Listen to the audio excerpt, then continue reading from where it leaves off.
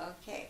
Well, we were just talking about the river Slaney going into the dairy farm where they cooled the milk in the river Slaney.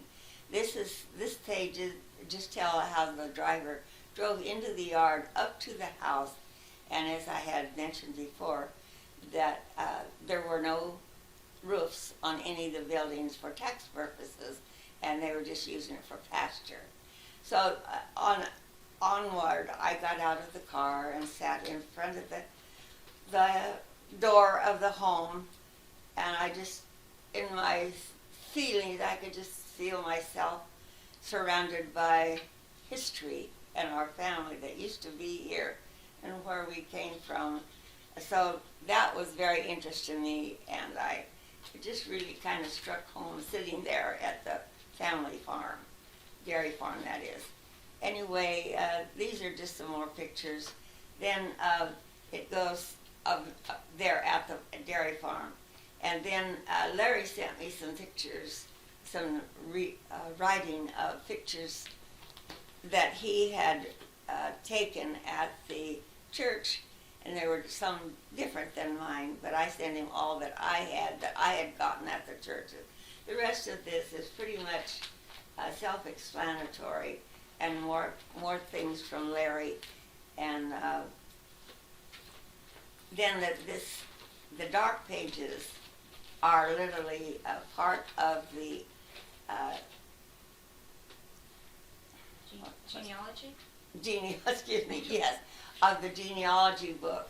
And I just took out of that book and copied just the ones that I thought was pertinent to our family. So we can go on and...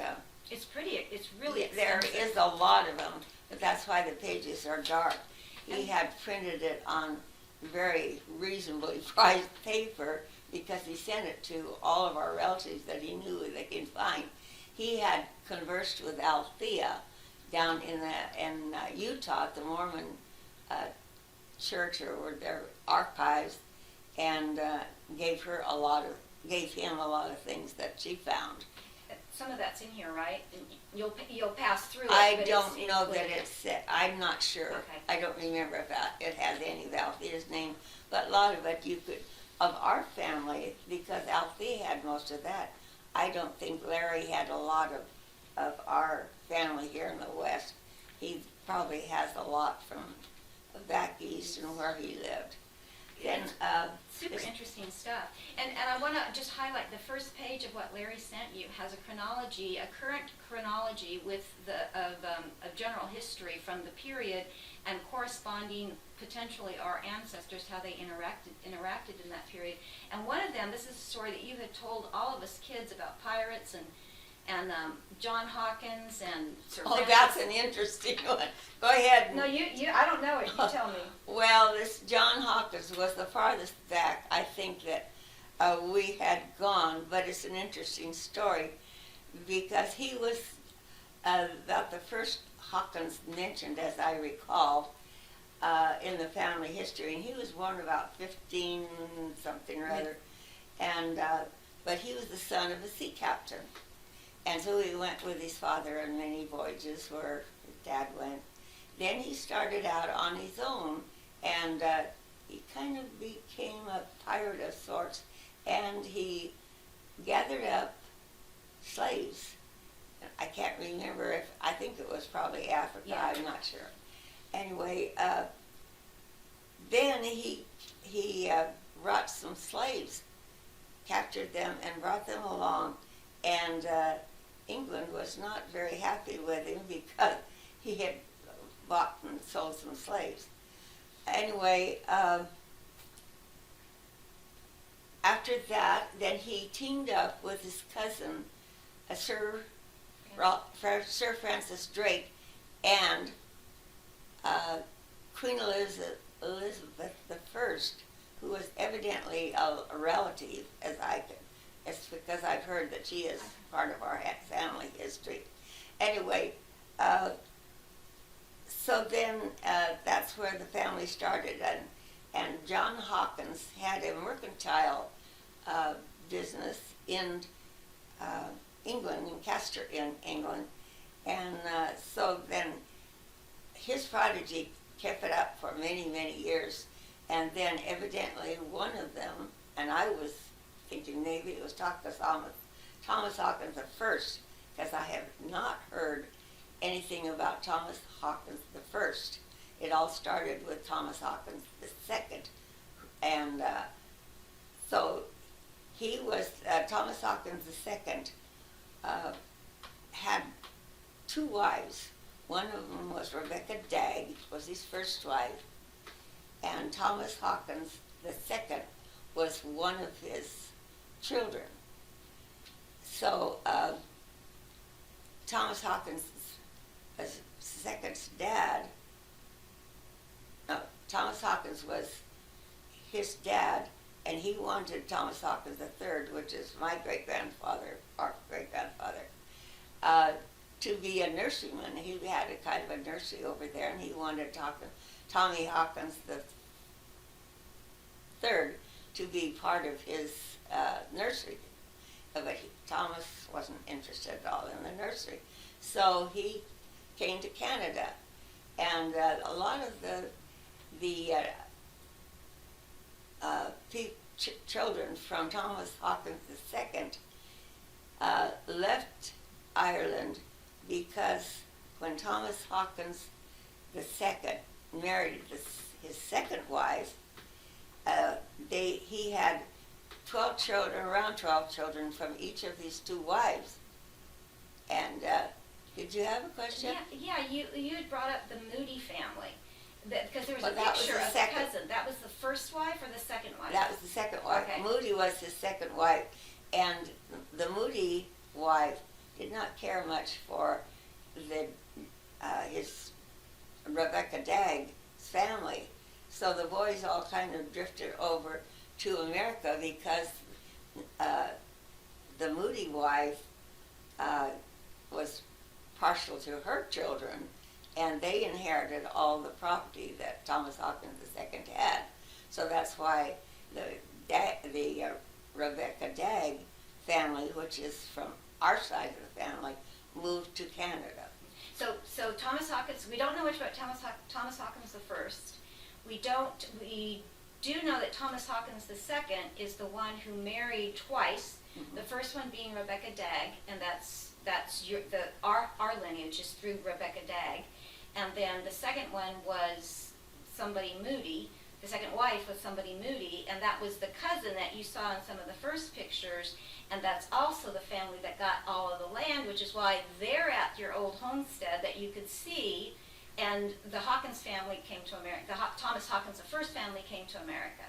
Yes, well, Thomas Hawkins II built a big house that he raised his two families in. And there was a barn. There's other pictures in there that show the barn attached. And the son from the Moody family and his family are living there. Okay. And the Hawkins, the Rebecca Moody, Thomas Hawkins II children, they scattered. They most came to America? Yes. I mean, most of them. Well, one by one they gradually drifted. I think most of them did.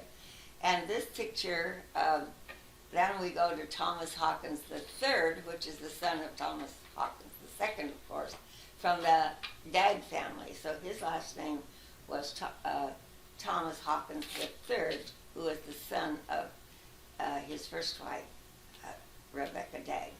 And his wife was a Finley. And Thomas Hawkins III and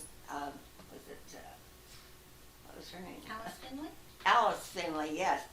They were schoolmates in school. And so... In Ireland? In Ireland. And Alice Finley's dad took her and moved to Canada. And so that kind of broke Thomas Hawkins III's heart. And he told her, he said, one of these days I'll come to Canada and claim my bride. And that's kind of a romantic story, how he went over there and just with a shirt on his back. And they hewed out a cabin that was just one-sided, and their children, their little Rebecca, one of their child, was almost could fall through the cracks in the floor because it was so rugged. And he didn't have any tools. He just had the shirt on his back, and I don't know, they probably got something to hew out the logs. And so that was, and both Thomas Hawkins III and his wife, Sarah, they were in their 90s, close to 95, 96 or 7, around there.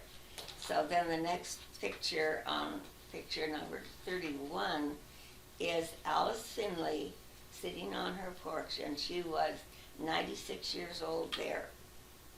So I'm not doing so bad. No, you're not doing bad. So can you tell us, you told us how Thomas III got to America, but you didn't talk about how Alice got to America. Well, I said her dad brought her over. And Yes. but wasn't there a Scottish connection to the Finley? Well, the Finleys started in Scotland, and they had this clan. It was the Finley, I guess it was the Finley clan, but they had a clan there, and then they broke up. The clan broke up into 3 different clans, I guess you would call it. The Finleys went to Ireland. Then one of the 3 groups was named Sutherland, and they went up north, and there's a town up there named Sutherland, so that was probably from that family.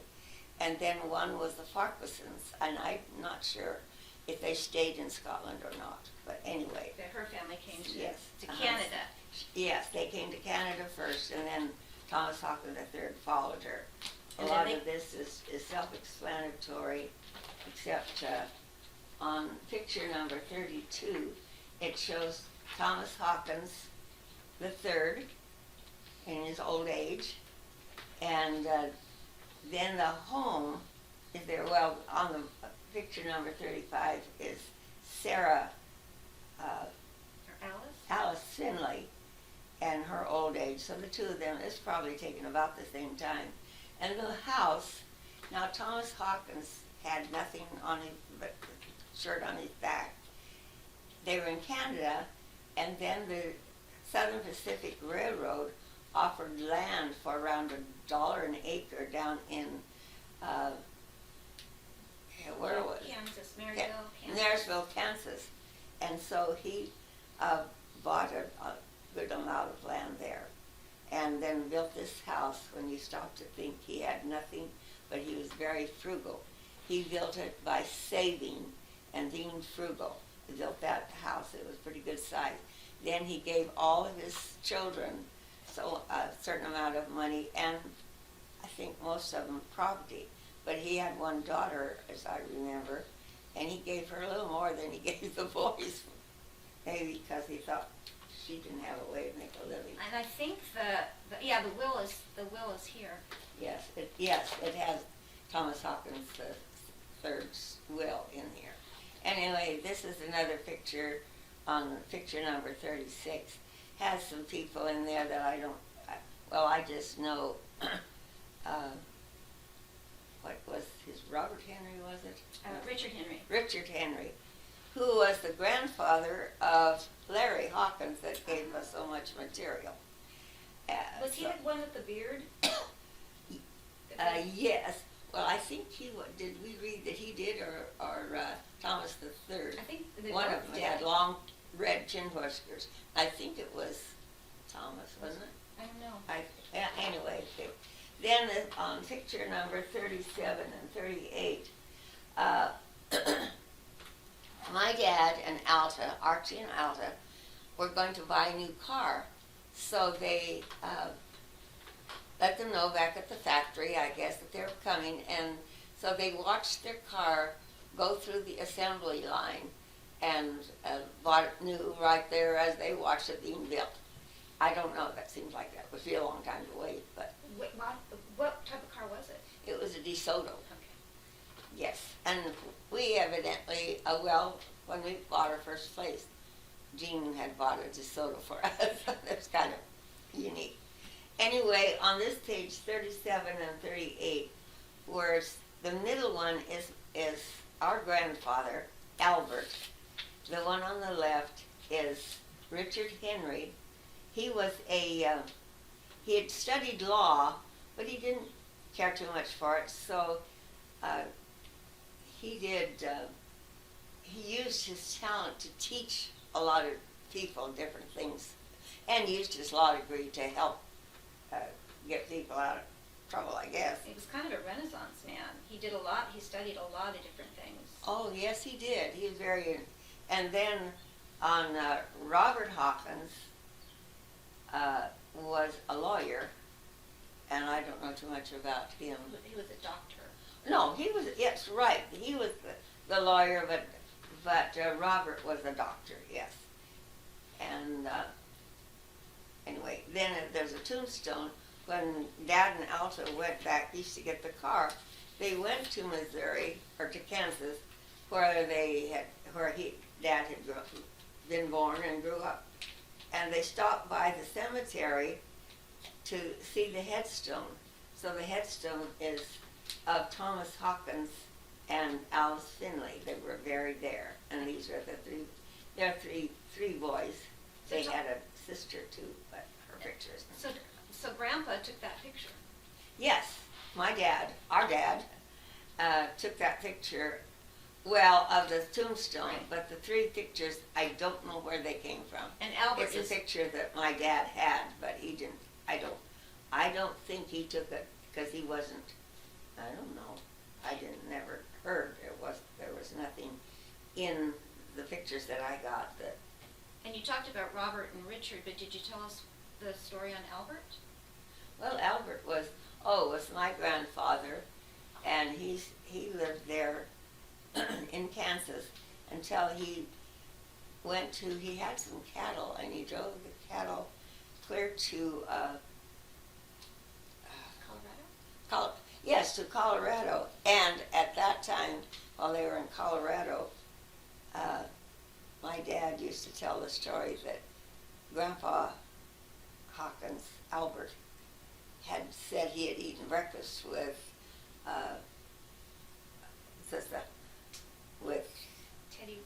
Teddy Roosevelt, yes, but he didn't actually sit across from me there, but he was there in the camp, and of course Teddy Roosevelt was quite the outdoorsman.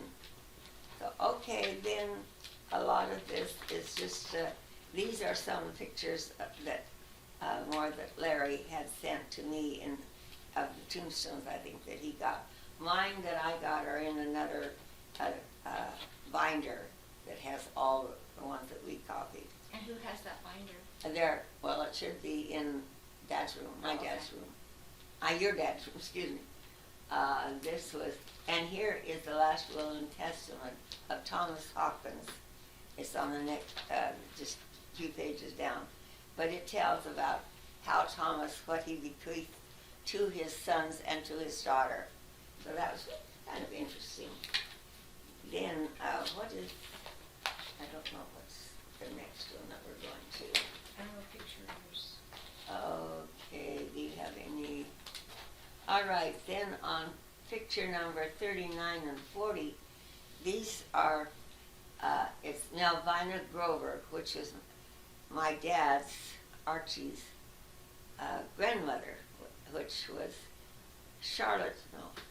this was Charlotte's mother, my grandfather's mother, my grandmother's mother. Charlotte Rosella was my grandmother, my dad's mother, and this was her mother. She was from the east somewhere around in there, but her dad, which is Edmund Turner, they called it, I think they called him Nick, and he was from England. So this is the Turner side, so that would be your dad's mother. That's side. my dad's mother and father. Okay. My dad's mother's mother and father. Okay. Then the next picture is Grandpa Albert Hawkins, our grandfather, my generation, and Lottie, her name was Charlotte, but they always called her Lottie, was his wife in their younger days. And then there's a picture of their marriage certificate with their lawyer.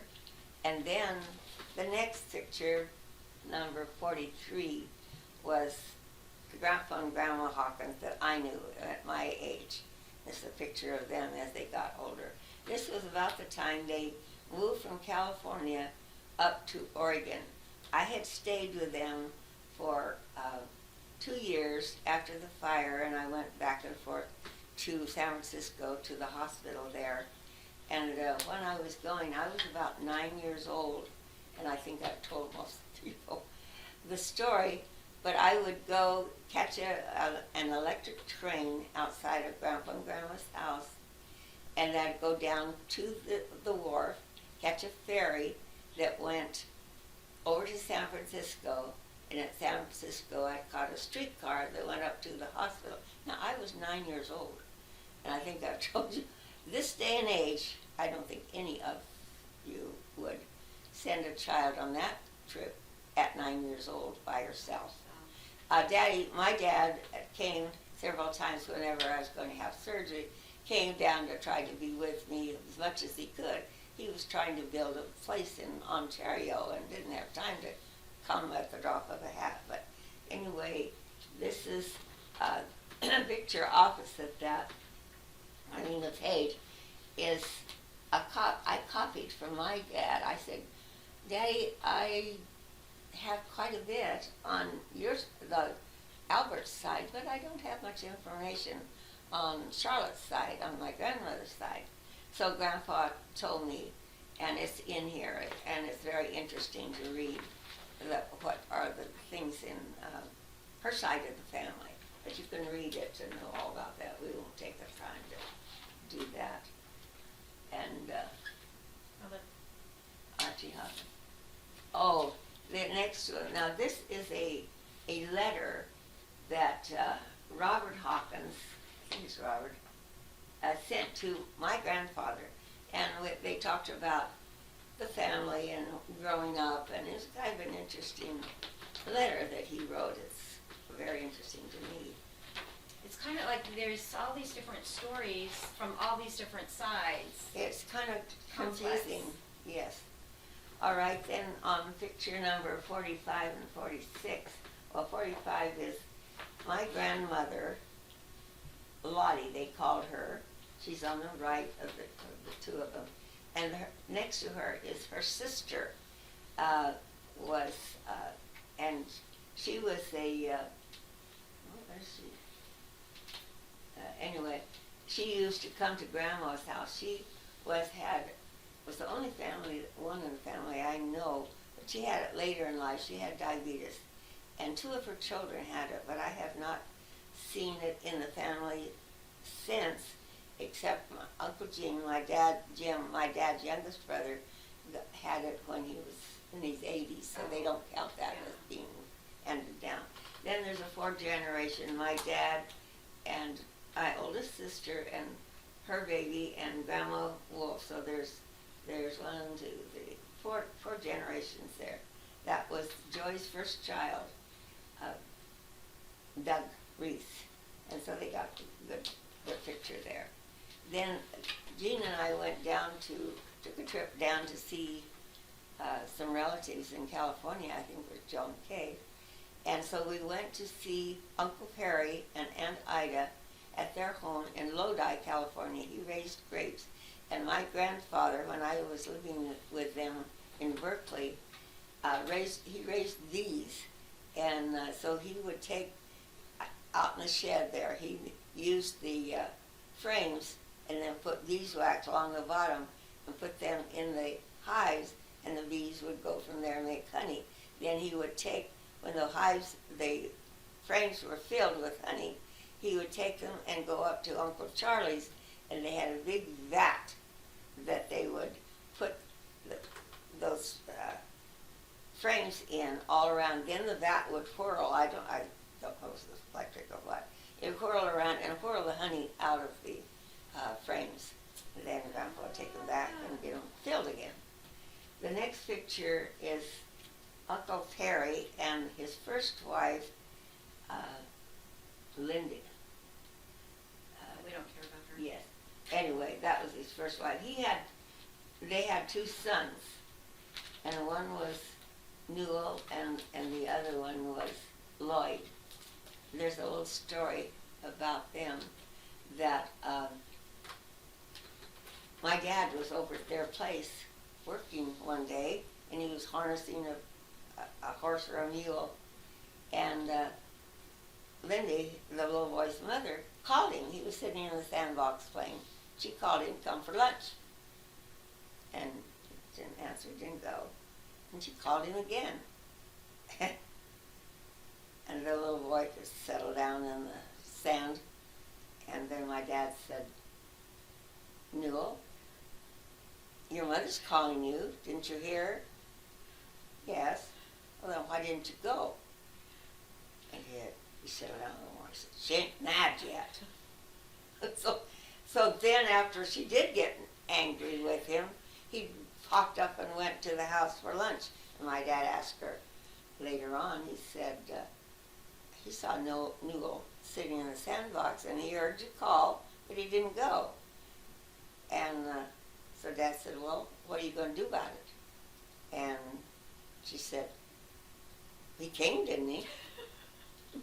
What parent would let a child get by with that? It was a good idea Uncle Perry got rid of her, huh? And the next, number 49 is a picture of Uncle Perry, my dad's second to the oldest brother, and his wife, Ida. So that's the second wife. His second wife, yes. The first wife was Linda.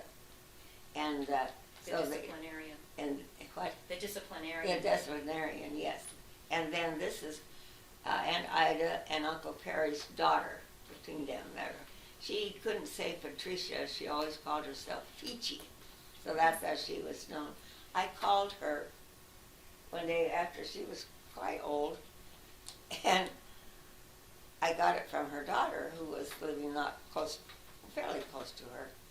And I said, well, I'd sure like to talk to to Peachy. And she said, well, she's home. Why don't you call her? I don't know if I called her Patricia to her daughter or not. Anyway, so when Patricia answered the phone, I said, hello, Peachy. She said, who is this? She said, nobody's called me that for years. Did she? So we had a fun little conversation. Did she guess it was you? No, I had to tell her who it was because we hadn't seen each other for years. Were you close when you were little? Yes, they lived in Berkeley, not too far from Grandpa and Grandma Hawkins, where I was staying with them. So we did, and one time, I can remember, she had a tricycle, and they lived on a hill. And I'd never ridden a tricycle before in my life. And she said, get on. Well, here it was on this hill. She said, go ahead, you'll be fine. I got on, I guess we must have been close to about around 9 years old at the time. And I got on, and there was a tree at the bottom before the sidewalk turned a little to the left. And wouldn't you know, I hit the tree with her tricycle, and it broke her tricycle. What about you? I was okay, as I think, I don't remember any dang-ups that I got from that. Anyway, that was kind of interesting with Patricia. But nobody ever got angry with me, and I just felt real bad. I should hope not.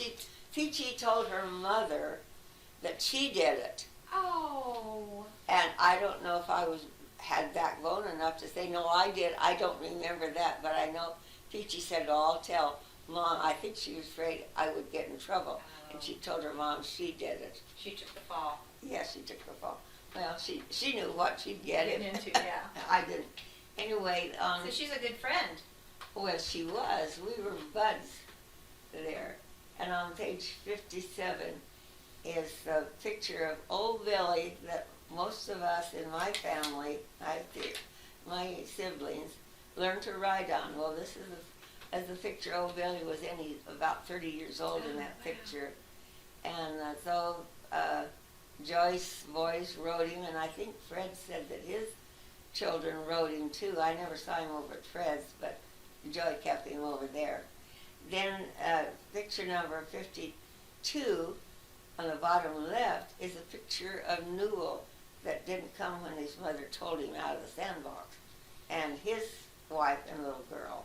All grown up. Grandpa stopped at their place on their trip when they got the new car. So they stopped to see them. And he did not know, his mother, Linda, had told the boys they had to, Newell and Lloyd, and the mother told them their dad was dead, so Uncle they Perry. didn't know, yes, that Uncle Perry was dead. Well, he wasn't, but when Dad got there, he had died not too long before, I think. It shows in the picture. And so how many of these photographs are taken by your father, by Grandpa? Well, Grandpa took this, I don't know. Okay. And Peachy, no, that was taken by her mother. But Dad took Newell because he went to visit them on that trip. Oh, Okay. Then this other just babies of my uncles when they were little, and my Aunt Eva. and they're all labeled. So they're all labeled, yes. And The next one's and then there's this is the marriage license of Archie and my mother. So this is their baby pictures. Picture number 59 is my dad, and 60 is my mother, and then this is their marriage license. A copy of it, of course. And then there's a wedding picture of our parents, my generation's parents, and a lot of the grandparents and great-grandparents to some of the family. And how old were your parents when they got married? Do you know? Well, I guess think it's on mother here. was, I think, about 18, and my dad was about 24, I think. It's on the certificate. Oh, it's on the certificate, okay. So the pictures of them as children are 22 and 20, and 18, No, 18 years and earlier. 24. Before. Well, my dad met my mother, where he worked, she had gone to Mills College and she was studying music. And on her way home, I don't know if it was weekends or what, she would always go by where Dad worked, and she was very good in music. Yeah, she played the piano and the organ, and you put the church music in front of her, you put cowboy music in front of her. She could play them like they should be played, each individual one, the different, any type of music, and put it on there. The first time she saw it, she just played it right out. And so, how did they meet? Well, that's how, I don't know, other than the fact that she went past where my dad was working, either the weekends or however, when she came home. And he loved music, and I don't know other than that how they... He saw her, and he thought she was cute, then he found out that she could play music, and the rest was history. Yes, and he loved music, he did. He didn't play anything, well, he played the juice harp and the fiddle. Yes, he did play those things. He used to play the fiddle. Well, my grandmother's, I think it was her brother, had acquired a Stradivarius violin that he bought in a pawn shop. A Stradivarius, there are only 7 of them in the world. Anyway, so he bought it, and then when he got older, he gave it to my grandmother, Charlotte, and my dad's mother. And The Stradivarius? yes, and then she gave it to Uncle Charlie, and he was not into playing music. So they gave it to my dad, who did, and he played the fiddle and played the harmonica. And Uncle Perry would jig to them. Do you know what a jig looks like? I do, but I bet the grandchildren don't. Anyway, I can't describe it because I can't do it. But continue the Stradivarius. What happened to Stradivarius? Well, my dad, when we went to Ravendale, he couldn't build the irrigation project. That's another story, and I'm sure you all know it. So he couldn't build an irrigation project, so he worked in the garage, the county garage, and repaired the machinery that they needed to build roads, and he built roads, and he just had to find something to feed the family. We'd moved lock, stock, and barrel up there, and you don't move every day, but it took him, I don't know, a long time to go get his home furnishings and his livestock and all his land leveling equipment up. And so while he had the horses up there, he wanted there was a big Belgian stallion that he wanted to raise good mares with, because that was what he did with horses and mules. And so there was a gentleman that he knew who had 2 daughters that were quite musical. So he didn't sell it, but he loaned it to him for $500. And the gentleman told him when he paid him back his $500, then he could get the violin back. Well, then the violin, the note for $500 was burned in the fire, so we had no proof that he had given it to him for his daughters at that time. But he couldn't get it back because we didn't have the note back. And he didn't, I mean, No. so what happened? So that guy was no I gentleman. don't, what? So that guy was no gentleman. Well, that's right, he's no gentleman. Oh, I think most of my children know the story because I repeat it I don't know how many times. But it went along with his thing about keeping your temper. He always said he wouldn't give 5 cents to somebody that didn't have a temper. But he also wouldn't give a plug nickel if they couldn't control their temper. So on this day, the gentleman came into the county shop where Dad was repairing machinery, and the fellow was angry about something. He was just spouting off one right and left, and Dad just listened. He didn't say anything to him. And the fellow kept, then so they went out toward the car. Dad followed him out to the car and was leaning on his window that he'd rolled down in the car. And he's still spouting out, telling, you're a so-and-so, so-and-so, and so-and-so. And then he stopped for a breath, I guess. And Dad said, and sir, you are no gentleman. But he hadn't talked back or argued or said anything to him. Quietly waited until he was done with his tirade. Yes, and what could the man say? Good lesson. Anyway. Can I ask a clarification question? So both your mom and dad were raised in Orland, California, or that's where they met? Well, And that's where they got I married? think that's probably where they met. Or at least as teenagers Because, they were well, see, when Dad moved to Ravendale, in that move, he got a nervous breakdown because he was just push. And then Uncle Jim, who had gone ahead and built the homesteads, told Dad that he had built Dad's on part of the property of the neighbor, and the neighbor would not let him move it. So Dad had been thinking all the way up. I think he took him about 3 months or so to make the long way around because he couldn't get through on Donner Path. He had too much machinery and all. And so he kept thinking, if I can just get there, then I can rest. And the one town or place they came to, they'd had a circus there, and they'd gone through where Dad had to go mud deep. The circus had torn up the road and everything. And so Dad had, he had a gentleman, I don't know how many, one that, well, I guess he had more than one because he talked about having to pay hotel bills for the men for helping move.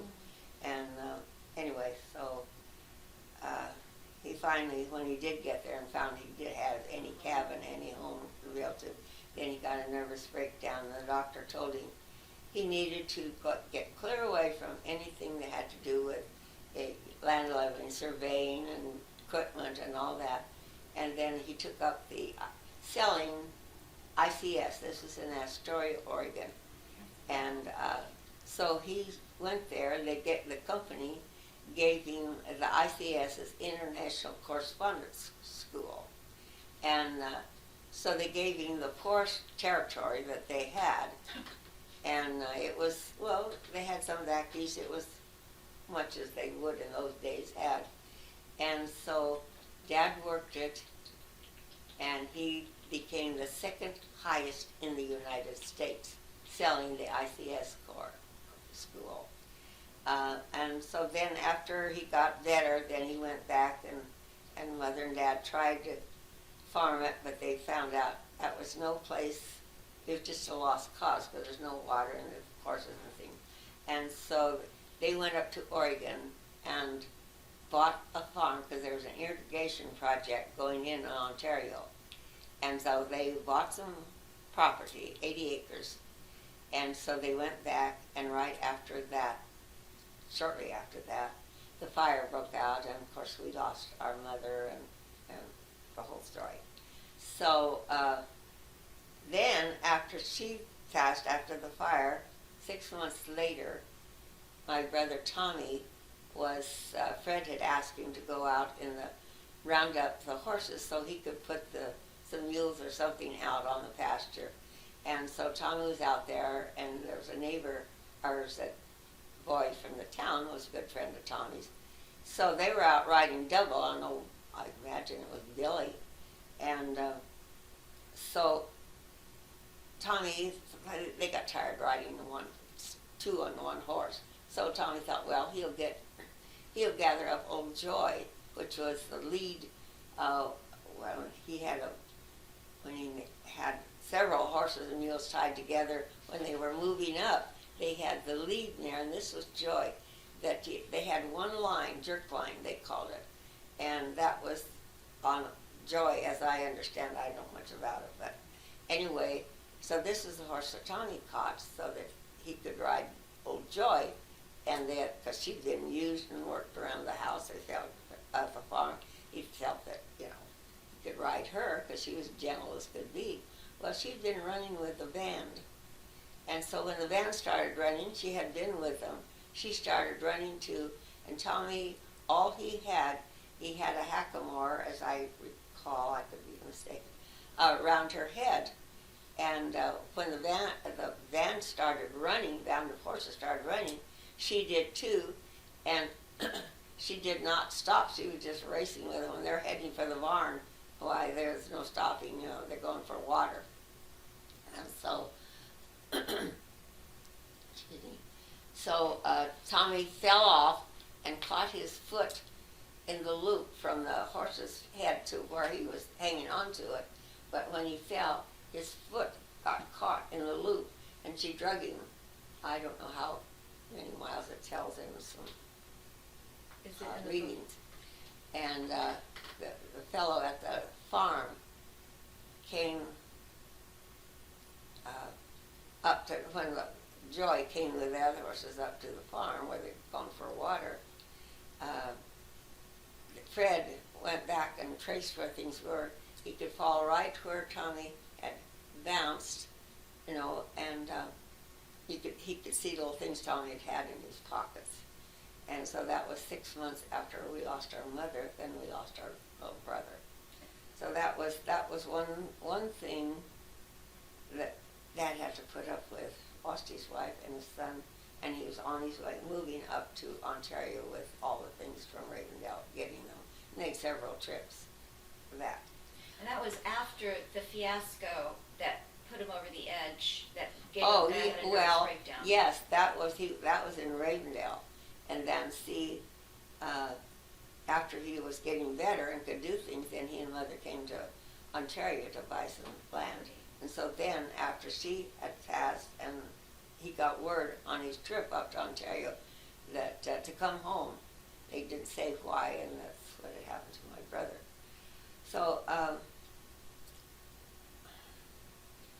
then, Dad was moving to Ontario, and Joy had been in school in Susanville, and so she came home, and Fred had gotten married and was living in California with his wife's people, and so he came home to help Dad with all that. And so to Ravendale or to Ontario? To Ravendale, and then they all helped get up to Ontario. So just so that I'm sure I understand this completely, so your parents got married in Orland. I guess, is that what that's what it said? the marriage Okay. certificate said. And so then they started their family in Orland, and then when he got Yes. the job. Well, somehow, I think there's things where maybe Mother went with Dad some of the time to Astoria when he was selling ICS. I'm not sure. That's not in my head. I'm not. It's in the. Oh, it's chronicled? Yeah, I'm sure it's in where they were. But anyway, so when then they moved. Well, see, Fred and Joy were already born, and Bert when they moved up to to Ravendale. Okay. And so then Mother didn't go up on their first trip up, Mother and I guess some of the children, because she was expecting Tommy. And so then when Tommy was little, then she and the children moved up To Ravendale. to Ravendale. And now these are pictures of my mother, they're self-explanatory, when she was a young girl. And then the pictures 66 and 67 is Mother and Dad with Fred, who was a baby. He won a baby contest. Oh, really? Yes. A beautiful baby contest? Yes. Do you remember who sponsored it? Oh, I wasn't there. Oh, okay, sorry. I thought maybe he had a No, I don't badge know. of something. And this is my mother's dad, Grandpa Douglas, with Fred. And then these are pictures. There's one picture here, picture 69, is my mother, and she was in a group, and they took that, and this was taken from that group. My dad said that smile was for him in that group, so he loved that picture. Then the other one is a picture of Alta, my stepmom, our stepmom, when she was young, and so those were my two moms. The next page on picture number 70 with Alta, our stepmom, when she went through the Panama Canal when it was first opened. That was about in 1915. And then here they are, Alta and Dad, holding our daughter, Colleen. And Alta had taught Colleen to waggle her tongue. So that's what Colleen is doing in that picture, and Alta's smiling at her. Okay, I'm gonna stop you right there, and we're gonna open another file, and we're gonna start